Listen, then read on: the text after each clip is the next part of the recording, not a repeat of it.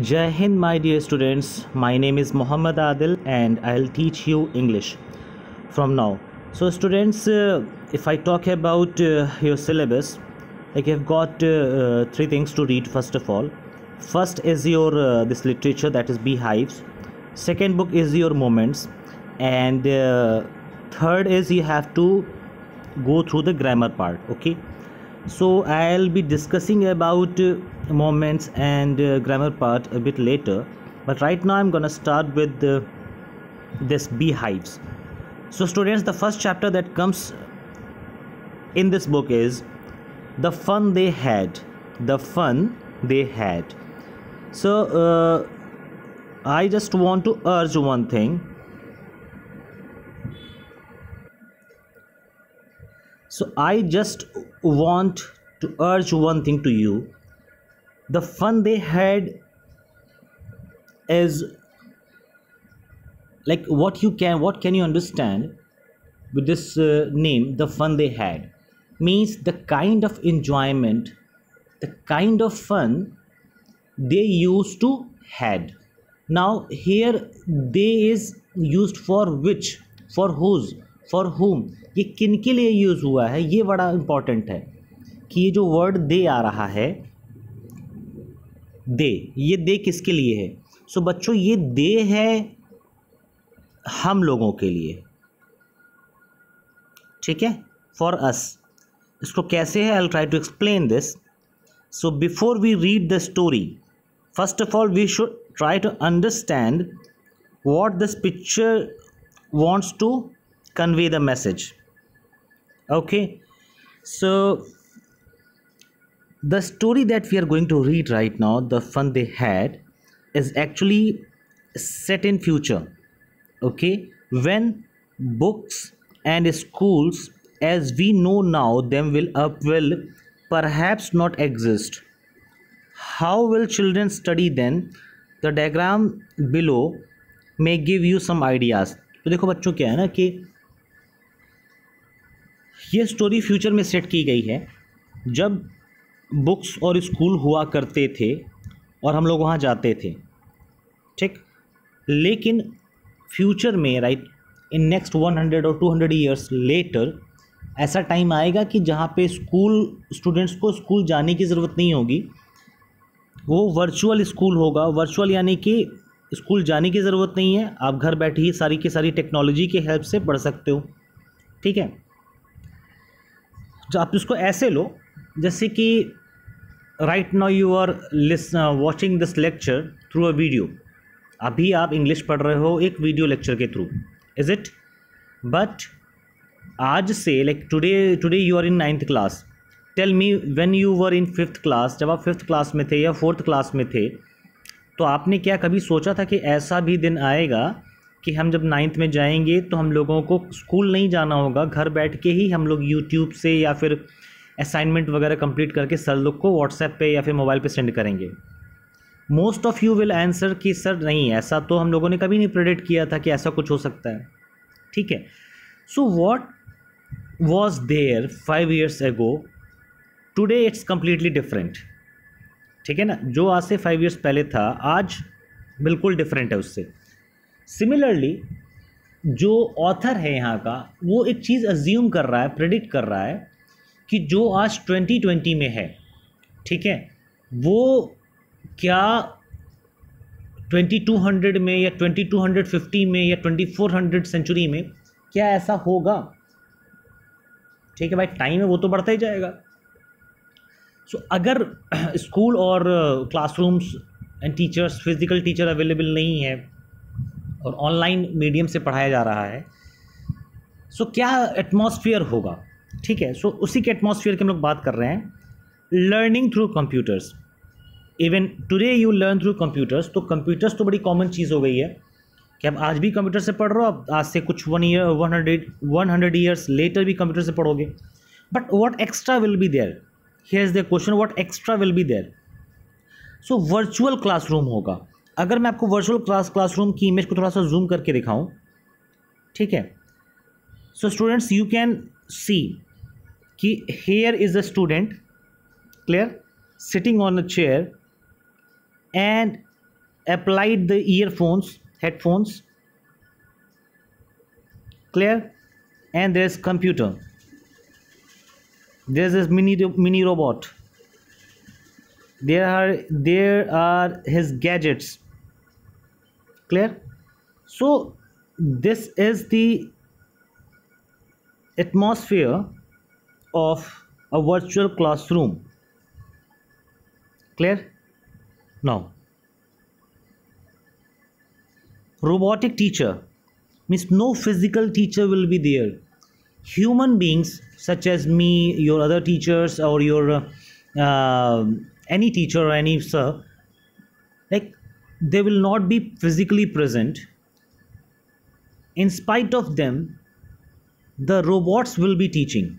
The robots will be teaching. Robotic teacher, clear. Moreover, there is moving e-text. Now if I talk about moving e-text, look, right now these days students, you purchase books, you purchase so many books, and these books are in printed form, is it? These books are in printed form. But in near future, 100 years later or 200 years later, what will happen?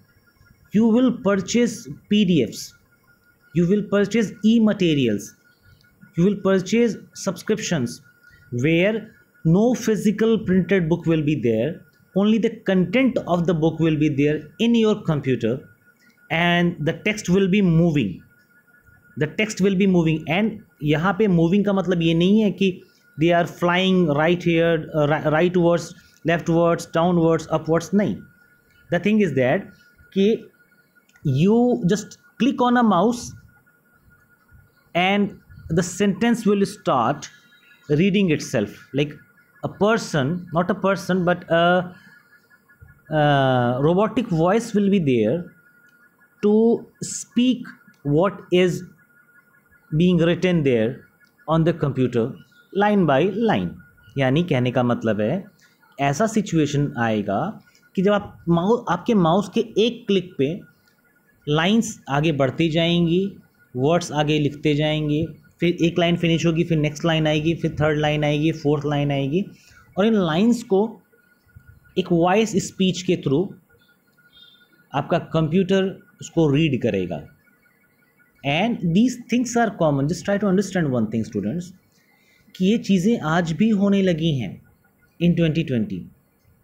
तो जो ये author assume कर रहे हैं कि ये 2200 में होगा या 2100 में होगा, वी नेवर नो कि ये शायद 1 ईयर में हो जाए, 2 ईयर में हो जाए, बट ये हमारे आज के सिनेरियो में नहीं है.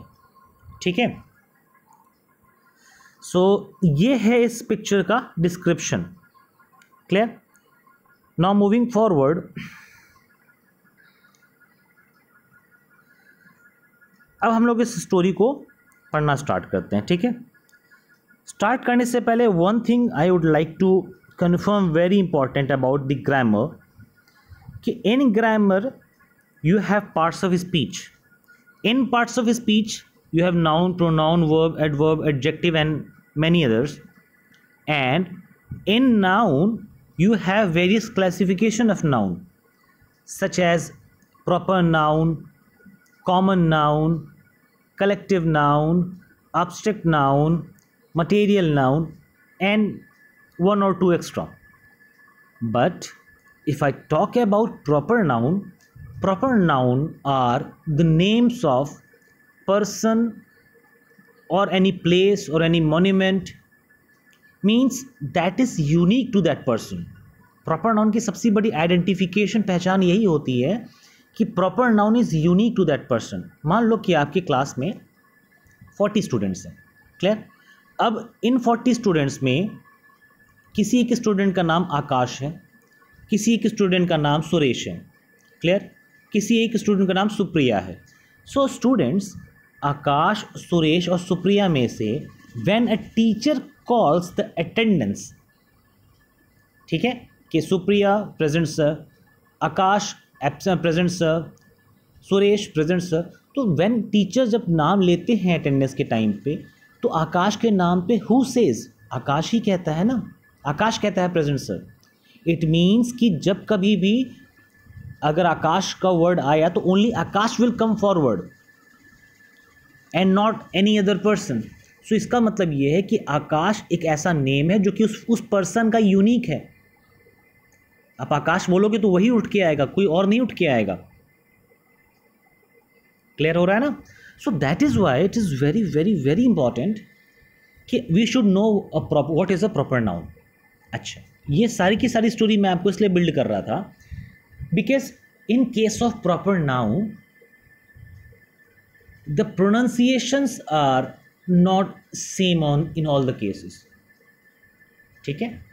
Example, the recent activity that has taken place is retirement of the legend MS Dhoni, Mahendra Singh Dhoni. So students, TDHONI, we from Indian origin speak, we call it as Dhoni. हम लोग उसको क्या कहते हैं बच्चों? धोनी कहते हैं, राइट? लेकिन some people from England, from US, from Australia, the commentators say it Dhoni, say it Dhoni. Rather than the in Hindi, they say the. Clear? समझ में आ रहा है ना? तो इसीलिए नेम के प्रोनाउंसिएशन में कोई ऐसा फिक्स नहीं होता है। जैसे समझो बात को, मैं ऐसा क्यों बोल रहा था क्योंकि यहाँ पे लिखा है MARGIE। सो स्टूडेंट्स, MARGIE, अब आप इसको प्रोनाउंसिएट करो कि ये क्या होगा। अब देखो, इसको प्रोनाउंसिएट करने के कई सारे तरीके हैं।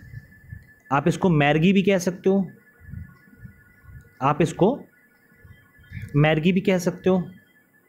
ठीक है, just a minute.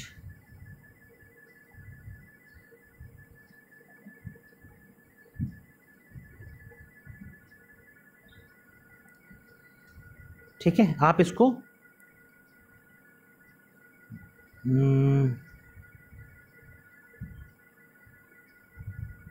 Sorry for the inconvenience students, just a bit technical glitch. Yes, आप इसको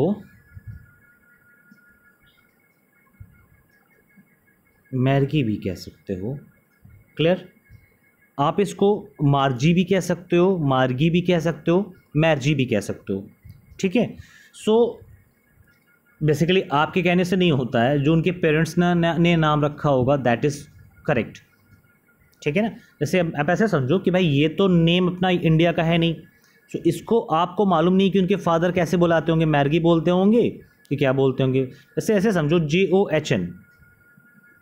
JOHN को हम लोग क्या बोलते हैं? जॉन। ठीक है, क्योंकि हम लोगों का ये थोड़ा कॉलिकल नेम है, थोड़ा कॉमन सा है, ये नाम लोग जानते हैं। बट मैर्गी को तुम लोग जान नहीं रहे कि भाई इसका क्या नाम, मैर्गी बोलते हैं, मार्गी बोलते हैं, मर्जी बोलते हैं, कुछ भी कह सकते हैं। ठीक है ना? अपने इंडियन नेम की तरह से सोचो, जैसे कि यस, मान लो किसी का नाम है विशाखा। क्लियर? अब इसी विशाखा को, इसको हम लोग विशाखा ही पढ़ेंगे, इसी विशाखा को, ठीक है ना, इसी विशाखा को हो सकता है कि किसी के फादर ने नाम रख दिया लाइक दिस विशाखा, या ये भी छोड़ो, थोड़ा सा और चेंज कर देते हैं, थोड़ा सा और चेंज कर देते हैं और थोड़ा सा इसको डिफरेंट बनाते हैं। इसका नाम VIXACA। तो बच्चों आप इसको क्या पढ़ोगे? विशाखा पढ़ोगे, विशाखा पढ़ोगे, विकसासा पढ़ोगे? It's quite different. सो अब आई होप कि मैं चीज़ों को क्लियर कर पा रहा हूँ आपको कि स्टूडेंट्स, प्रॉपर नाउन में प्रोनाउंसिएशन वही होता है जो उसके पेरेंट्स ने रखा होता है। ठीक है ना? क्लियर हो रहा है? क्लियर? जैसे मैं तुम्हें बताता हूँ, थोड़ा समझना बात को, मैं तुम्हें अपने आप पे लेके आ जाता हूँ। My name is Mohammad Adil and the spelling of my name is ADIL as per my parents, मेरे फादर ने मेरा ये नाम रखा, मेरे पेरेंट्स ने मेरा ये नाम रखा. अब सम स्पीक इट अदील. वाई? क्योंकि उनको लगता है कि भाई A means a, double A means आ. ठीक है, तो कुछ लोग मेरा नंबर अपने फ़ोन में AADIL के नाम से सेव कर रखे हैं, मेरा कॉन्टैक्ट नंबर. ठीक है, so you should know one thing कि किसका नाम क्या है और किसको क्या बुलाया जाता है, वो उसके सामने पहुंच के ही पता चलता है. ठीक है, हाँ अच्छा चलो उसका नाम ये है और ये बुलाया जा रहा है. क्लियर हो रहा है ना स्टूडेंट्स? सो ये सारी स्टोरी इसीलिए थी कि इसको आप मार्गी बोलो, मैर्गी बोलो, मर्जी बोलो, जो बोलना है वो बोलो. To my perspective it is Margie, so we'll keep saying it Margie's. ठीक है, चलो. अच्छा, एक और रीज़न है मैर्गी बोलने का. पढ़ो क्या लिखा है, पढ़ो क्या लिखा है. मैगी, थोड़ा सा ही मिलता जुलता है, मैचिंग है तो मैर्गी बोल देंगे. Well, jokes apart. So here we are starting the story. So Margie even wrote about it that night in her diary. On the page headed 17 May 2157, she wrote, "Today, Tommy found a real book. It was a very old book. Margie's grandfather once said that when he was a little boy, his grandfather told him that there was a time when all the stories were printed on paper. They turned the pages, which were yellow and crinkly, and it was awfully funny to read words that stood still instead of moving the way they were supposed to on a screen. You know, and then when they turned back to the page before, it had the same words on it that it had when they read it the first time." सो ये पहला जो conversation है that is finished right now. So before translating its meaning, I'm gonna explain, like give you the meanings of some important words such as crinkly. So students, here you can find the word crinkly with many folds or lines. Crinkly means when with many folds or lines. So what exactly happens that when you open your book and it gets old by 4 months, 5 months, 6 months, so what happens, the pages of the books are twisted at the corners, from the corners. So जो books के pages होते हैं वो corner से थोड़े से fold हो जाते हैं, थोड़े से मुड़ जाते हैं, थोड़े से सिकुड़ जाते हैं. तो वो crinkly का मतलब, crinkling का मतलब यही होता है. ठीक है, crinkly का मतलब यही होता है. Clear? So what exactly happening here? Margie is a person. ठीक है, and she wrote it that night in her diary. यानी ये कुछ अपनी डायरी में लिख रही हैं उस रात. किस रात? On the page headed 17 May 2157. सो मैंने जैसे कहा कि ये फ्यूचर की स्टोरी है स्टूडेंट्स. सो मैर्गी 17 मई 2157 को इन नियर फ्यूचर, हालांकि ये नियर फ्यूचर तो नहीं है, it is around 137 years later, आज से 137 साल बाद की बात हो रही है कि मैर्गी अपने डायरी में इस दिन कुछ लिख रही थी. एंड उन्होंने क्या लिखा? शी रोट, लिखा, "today Tommy found a real book." ठीक है, so Tommy is a person, is another person. आज के ज़माने में Tommy is the name of a dog, but वहाँ पे कि होगा किसी का नाम. ठीक है, अब वो किसका होगा will further get to know in this story. So it was a very old book. So Tommy ने एक रियल बुक फाइंड किया. अब रियल बुक से कॉन्टेक्स्ट क्या है कि जैसे फिजिकल बुक्स, प्रिंटेड बुक्स आजकल होती है, वैसी बुक जो है इनको मिली. ठीक, so it was a very old book, काफ़ी पुरानी बुक थी. Margie's grandfather once said that when he was a little boy. अब मैर्गीज के ग्रैंडफादर कह रहे हैं क्या? मैर्गीज के ग्रैंडफादर ने एक बार कहा था कि जब वे छोटे बॉय थे, मतलब जब मैर्गी के ग्रैंडफादर ही छोटे थे, छोटे से बच्चे थे, तो उनके ग्रैंडफादर ने कहा था, यहाँ देखो है ना, his grandfather. Just try to understand, pick the point. Margie's grandfather once said that when he was a little boy. कौन बॉय? मैर्गीज के ग्रैंडफादर लिटिल बॉय थे. तो when he was a little boy, his grandfather यानी Margie's के grandfather ने कहा, told him that there was a time when all stories were printed on paper, कि जब मैगी के ग्रैंडफादर ने कहा कि एक ऐसा टाइम था कि स्टोरीज को पेपर पे लिखा जाता था, ठीक है, और they turn the pages when they turned the pages which were yellow and crinky, and it was awfully funny to read words that stood still instead of moving the way they were supposed to on a screen.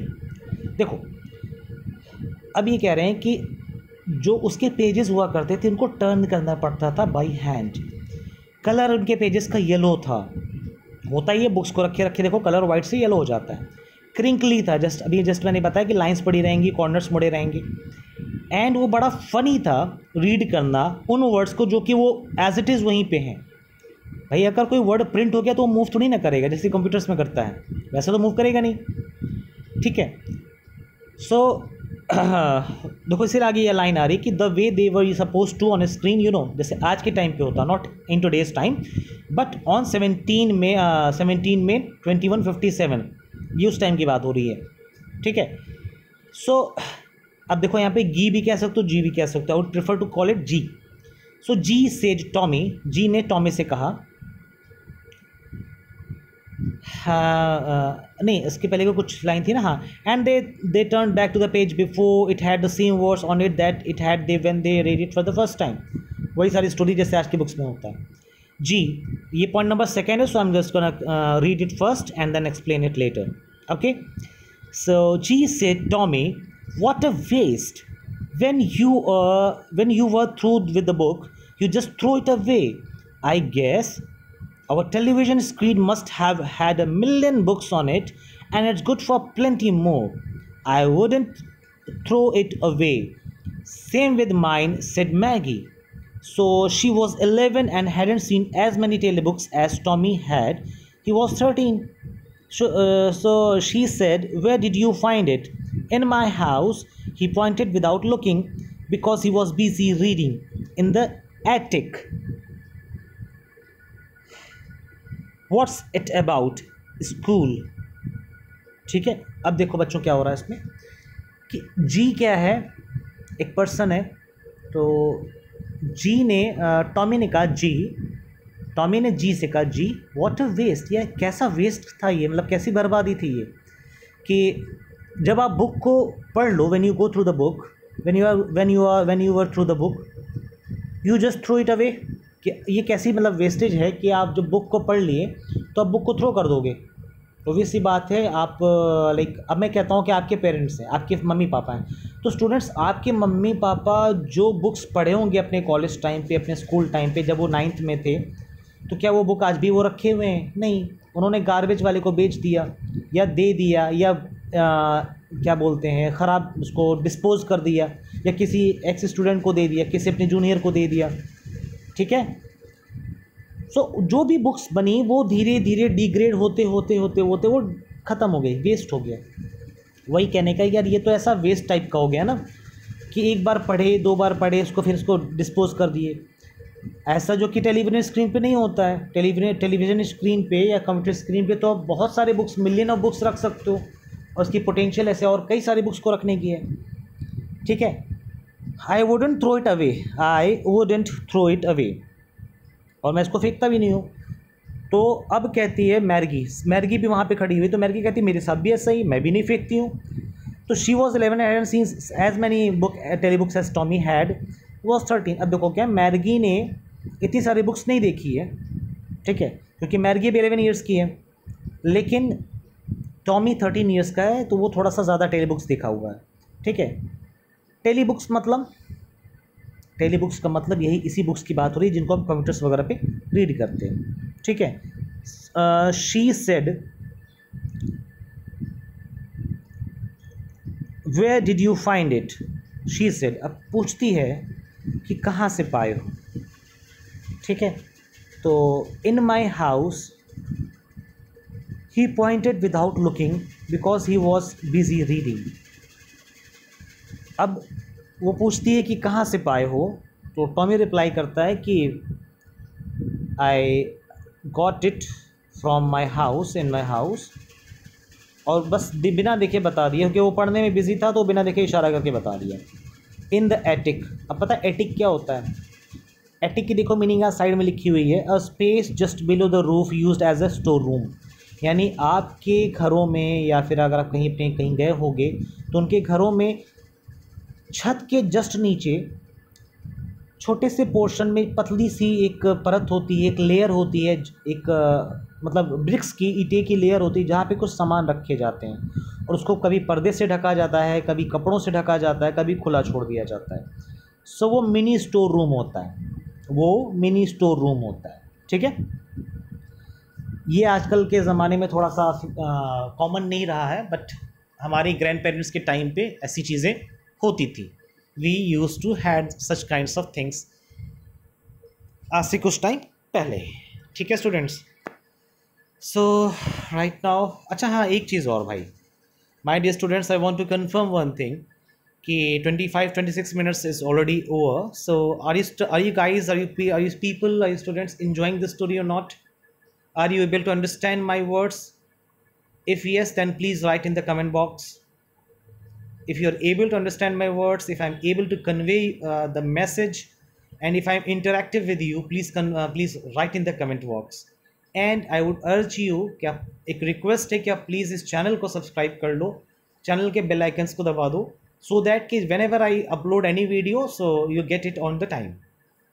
ठीक है, so moving further, अब यही है कि भाई अब इनके बीच में आपस में डिस्कशन हो रहा होता है कि ये कहाँ मिली, तो उन्होंने कहा कि एटिक पे मिलती है। एटिक क्या है? एटिक वो प्लेस ही है जहाँ पे वो रखा रहता है, ठीक है, अपना store room, mini store room.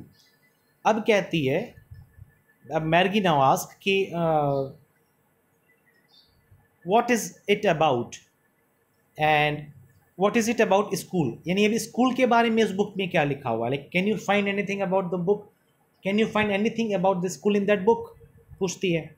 So Margie was scornful, showing you think something is worthless. अब देखो ये बड़ा और इंपॉर्टेंट पॉइंट आ रहा है, ठीक है। अबाउट द स्कूल मैर्गी सेज कि स्कॉर्नफुल वे में इनका रिप्लाई आता है। स्कॉर्नफुल का मतलब क्या होता है? पहले पहले मेरे साथ बोलो, बोलो मेरे साथ, scornful, scornful, SCORNFUL, scornful. Scornful का मीन्स है कंटेम्पचुअस, कंटेम्पचुअस, या फिर showing you think something is worthless, यानी ऐसा प्रूफ करना कि कुछ वर्थलेस चीज़ है। अब मैं आपको उसको इस मीनिंग को प्रैक्टिकल वे में समझाता हूँ। Right now you people are watching this video either on laptop और इन कंप्यूटर और इन मोबाइल फोन्स।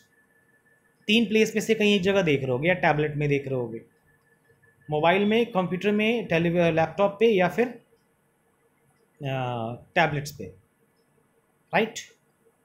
अब for example you got a phone, और एक कोई बहुत मोटा सा बड़ा सा फ़ोन है और जिसमें कीज़ हैं, बटन्स हैं, 1 2 3 4 5 6 7 8 और 9 करके बटन है। तो बच्चों अब आपके इस फ़ोन के कंपैरिजन में, जिससे आप रीड कर रहे हो, आज के टाइम का जो 2020 का फ़ोन्स है, इस फ़ोन के कंपैरिजन में जो 2001 और 2002 में जो फ़ोन्स आते थे बड़े से मोटे से, और केवल कॉलिंग होती थी, कुछ और नहीं होता था, उसका सिवाय कॉल करने के कोई अदर यूज़ नहीं था, ठीक है। तो वो चीज़ आपके सामने क्या लगेगी आज के टाइम पे?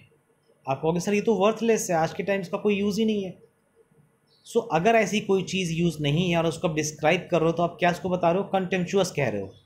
क्या कह रहे हो? कंटेम्पचुअस कह रहे हो, या फिर स्कॉर्नफुल कह रहे हो, ठीक है।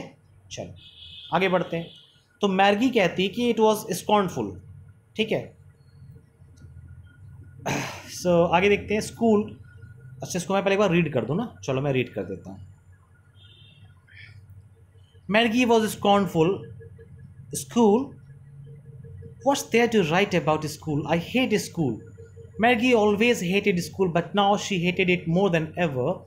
The mechanical teacher had been giving her test after test in geography, and she had been doing worse and worse until her mother had shaken her head sorrowfully and sent for the county inspector. So, it's very interesting. So, Maggie का reply आता है, school.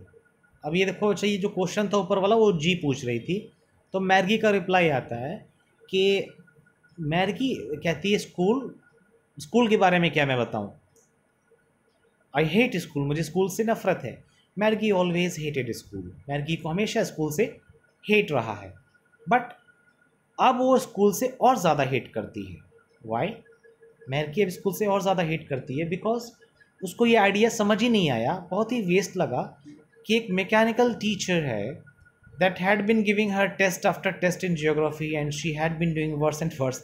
तो एक mechanical teacher और उसको words पे words दे ही जा रहा है, दे ही जा रहा है, दे ही जा रहा है।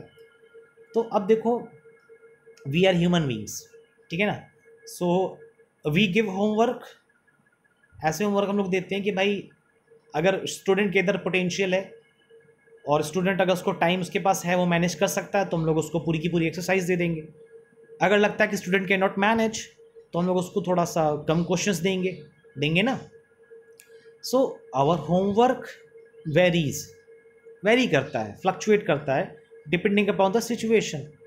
बट एक मैकेनिकल टीचर के लिए, यानी एक मैकेनिकल टीचर का सेंस है यहाँ पे एक रोबोटिक टीचर का, लेकिन एक रोबोटिक टीचर के लिए क्या है, उसको मालूम है कि मुझे एक्सरसाइज 1.1 से एक्सरसाइज 5.1 से 1.5 तक का होमवर्क देना है, तो होमवर्क दे के खाली हो जाएगा। हाँ, वी ह्यूमन टीचर्स को मालूम है अच्छा exercise 1.1 is good, 1.2 is tough, तो एक काम करते हैं 1.1 और 1.2 ही देते हैं। So try to understand the difference कि that's why Margie hates the mechanical teacher, क्योंकि इससे क्या हो रहा है कि वो डे बाई डे टेस्ट पे टेस्ट दिया जाता है। जियोग्राफी का वो मैकेनिकल टीचर मीन्स वो रोबोटिक टीचर, और मैर्गी का परफॉर्मेंस डे बाई डे ख़राब होता जाता है। एट लास्ट उसकी मदर उसको काउंटी इंस्पेक्टर के पास लेके जाती है। काउंटी इंस्पेक्टर का देखो मतलब हो गया कि दैट पर्सन कि जो उनकी काउंसलिंग करेंगे, उनकी चेक करेंगे कि उनके साथ क्या प्रॉब्लम है, पढ़ क्यों नहीं रहा है, मतलब आपको जो स्टूडेंट है मैर्गी वो पढ़ क्यों नहीं रही है, या उसको कैसे पढ़ाना है, मतलब उसकी पढ़ाई से रिलेटेड काइंड ऑफ काउंसलिंग है, ठीक है। So students, I believe that right now the time is already going over, 32 minutes का लेक्चर हो चुका है। So हम लोग इसके 3 पार्ट्स पढ़ चुके हैं, part 4, 5, 6, 7, 8, 9, 10, right? So students, I'll try to finish the rest of the part in next lecture. As if now आपका एक छोटा सा होमवर्क है कि मैं आपको जो भी आज पढ़ाया हूँ उसको प्रॉपर वीडियो देखो, वीडियो तो देख ही ली होगी खैर, और उसके बाद इस स्टोरी को जो रेस्ट ऑफ द पार्ट है पार्ट 10 तक वो अपने तरफ से खुद ब खुद रीड करना है। रीड करने के बाद if you are able to understand, try to understand, अगर आप उसको समझने में एबल हो, and I again request you कि इसके लिए किसी की हेल्प मत लेना, neither your father nor your mother nor your elder brother और sisters nor any tuition teacher, किसी की भी हेल्प मत लेना। I am here to teach you everything, ठीक है ना। So what you have to do कि आप उसको गो थ्रू करोगे, रीड करोगे, और रीड करने के बाद if you are able to solve the question answers and if you are able to find the answers of these questions, मैं आपको दिखा रहा हूँ ये क्वेश्चंस, ये जो क्वेश्चंस आपके सामने हैं, तो just as a go through कर लेना। अगर आप इन क्वेश्चंस को सॉल्व कर सकते हो तो क्वेश्चन नंबर 4 तक की मैं बात कर रहा हूँ, 4 नहीं, क्वेश्चन नंबर 1 के पार्ट 7 तक की बात कर रहा हूँ, ठीक है। क्वेश्चन नंबर 2 भी कर सकते हो, yes, question number 1, 2 and question number 3, ये 3 क्वेश्चंस को अगर आप कर सकते हो तो do it, otherwise I will be back again with next lecture. मैं स्टोरी फिनिश करूँगा और उसके बाद फिर आपको क्वेश्चंस को खुद से करना है और कर ले जाओगे स्टोरी समझने के बाद। So the time is already going over, so that's all for the day, students. Thanks a lot. I hope you enjoyed. Please subscribe the channel. Please press the bell icon. Thank you so much.